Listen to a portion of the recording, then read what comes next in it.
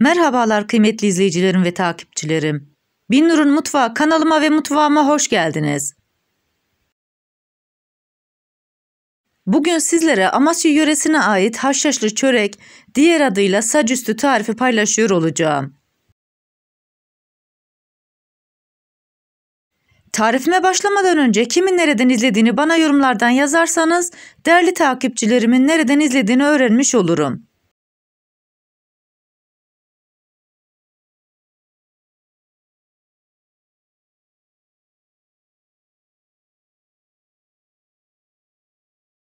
Sizleri daha fazla bekletmeden bu leziz çöreğin tarifine geçiyorum. Herkese iyi seyirler. Tarifime ilk olarak hamuru yoğurmakla başlıyorum. Bu tarifimde 3 kilo un kullandım. Leğenin içerisine koymuş olduğum unun ortasını açıyorum. 2 yemek kaşığı tuzu ekliyorum. 1 paket maya, 1 tatlı kaşığı şekeri koyuyorum. Bu malzemeleri güzelce karıştırıyorum. Bu tarifimde 2,5 litre ılık su kullandım. Oldukça yumuşak, ele yapışan bir hamur elde edeceğiz. O yüzden sizler de suyunuzu eklerken yavaş yavaş kontrollü bir şekilde ekleyin. Ve kullanmış olduğunuz suyun mutlaka ılık olmasına özen gösterin.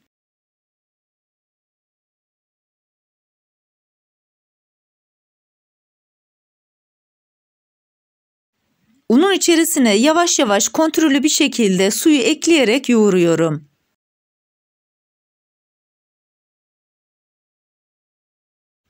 Bu arada tarifimi buraya kadar izleyip beğendiyseniz ve hala kanalıma abone değilseniz abone olup beğeni ve yorumlarınızla beni desteklerseniz çok sevinirim. Beğeni ve yorumlarınız benim için gerçekten çok önemli. Görmüş olduğunuz gibi hamurun kıvamı oldukça güzel oldu. Yoğurmaya devam ettikçe de çok özlü güzel bir hamur elde ettik.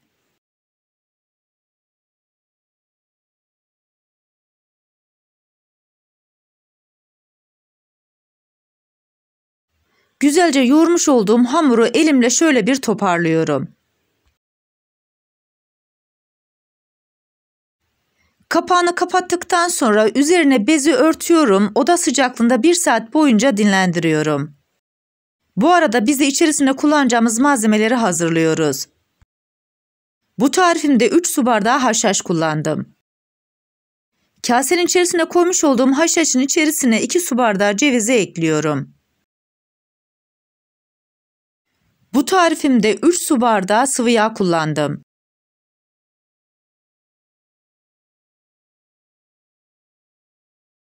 İlk olarak 2 su bardağı sıvı yağ ekliyorum.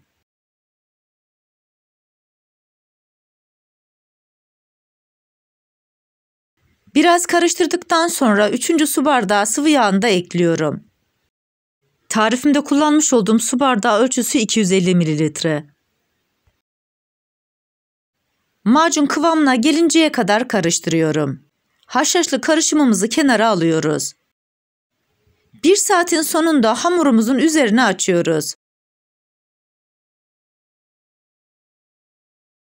Hamurumuz oldukça güzel bir şekilde kabarmış. Hamur kesme tartıyla hamurun havasını alıyorum. Böylelikle çöreğimizi yerken mayanın tadını hissetmeyeceğiz. Hamurdan büyük büyük parçalar alarak kenara koyuyorum.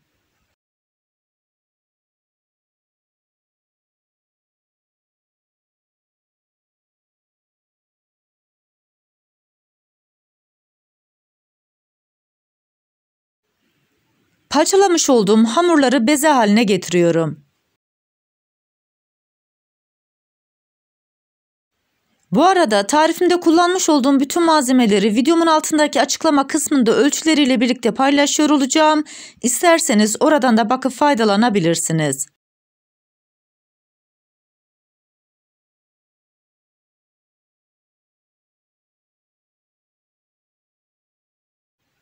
Bütün bezeleri temizce bir bezin üzerine koydum. Bezelerin üzerine biraz un serpiştiriyorum. 10 dakika boyunca bu şekilde mayalanmasını bekliyorum. 10 dakikanın sonunda tahtanın üzerine biraz un serpiştiriyorum. Yapmış olduğum bezeden bir tanesini alıyorum. Parmaklarımla biraz genişletiyorum.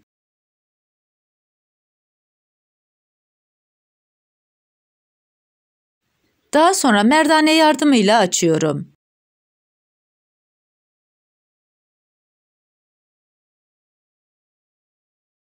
Bu aşamada çok fazla ince açmanıza gerek yok.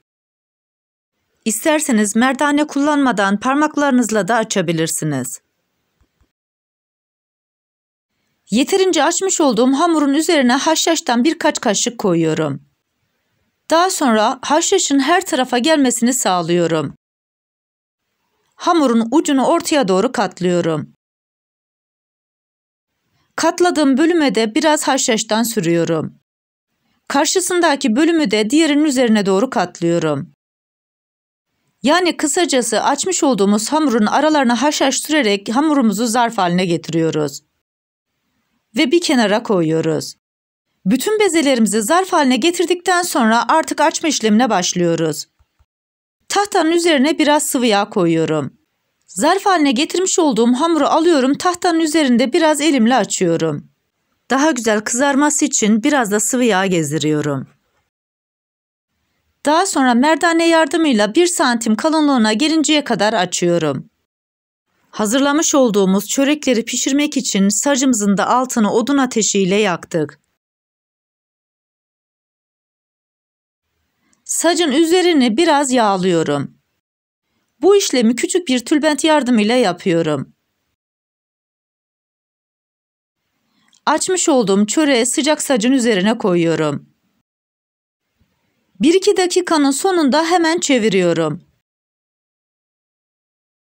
Fırça yardımıyla çevirdiğim bölümü güzelce yağlıyorum.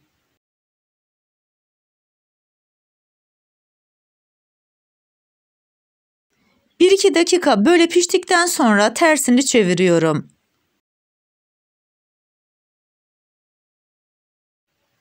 O kısmı da güzelce yağlıyorum.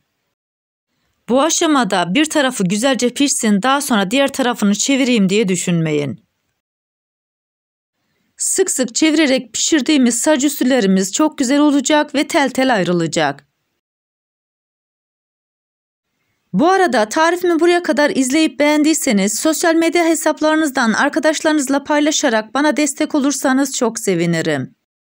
Ayrıca kanalımda birbirinden güzel diğer tariflerim var. Onlara da göz atmayı sakın unutmayın.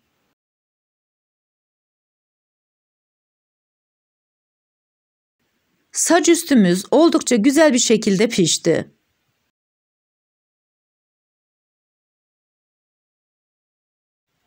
Pişmiş olan sac üstümüzü alıyoruz. Üzerine bez sermiş olduğumuz tepsinin üzerine koyuyoruz.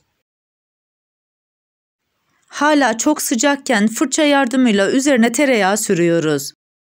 Bu tereyağı sayesinde sac üstülerimiz gerçekten çok lezzetli ve çok güzel oluyor. İsterseniz bu işlemi elinizle de yapabilirsiniz. Tahtanın üzerini yağlıyorum. Zarf haline getirmiş olduğum hamuru tahtanın üzerine alıyorum. Daha sonra parmaklarımla inceltebildiğim kadar inceltiyorum. Çok yumuşak ve dinlenmiş bir hamur olduğu için görmüş olduğunuz gibi açması da gerçekten çok kolay oluyor. Bütün haşhaşlı çöreklerimizin hepsini bu şekilde hazırlayarak sacımızın üzerinde pişirdik. Tarifimdeki tüm püf noktaları detaylı bir şekilde sizlere anlatmaya çalıştım. Ancak yine de aklınıza takılan bir kısım olursa bana yorumlardan yazabilirsiniz. Oradan da elimden geldiğince sizlere dönmeye çalışırım.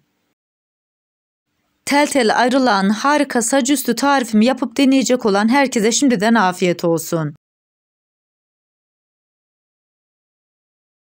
Bir tarifimizin daha sonuna geldik. Videomu izlediğiniz için teşekkür ederim. Bana destek olmak için tarifimi beğendiyseniz beğenmeyi, abone değilseniz abone olmayı, yeni tariflerimi izlemek için bildirim zilini açmayı, tariflerimi sevdiklerinizle paylaşmayı unutmayın. Her şeyin gönlünüzce olması dileğiyle, hoşça kalın, afiyetle kalın, Allah'a emanet olun.